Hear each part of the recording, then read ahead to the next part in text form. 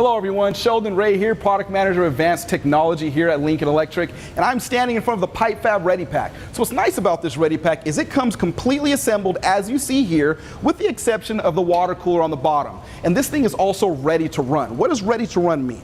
Well, if I take this one-piece TIG torch here, and I put it right in here, I can press TIG and be ready to go within seconds. If I wanted to go from TIG and go to flux core, I can do that. If I wanted to go to MIG, I can do that. Let's say I want to do MIG on the other side. All I have to do is press over here. If I had a memory saved here to 2, I press 2. Let's come around here to the side.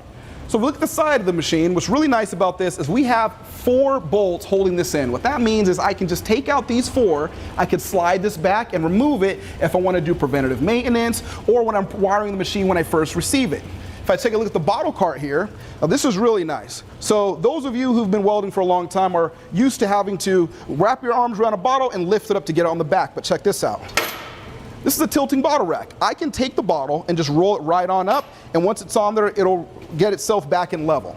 Now this thing is so ready to run that you can quickly set everything up just like I did here, and you can weld like Eric.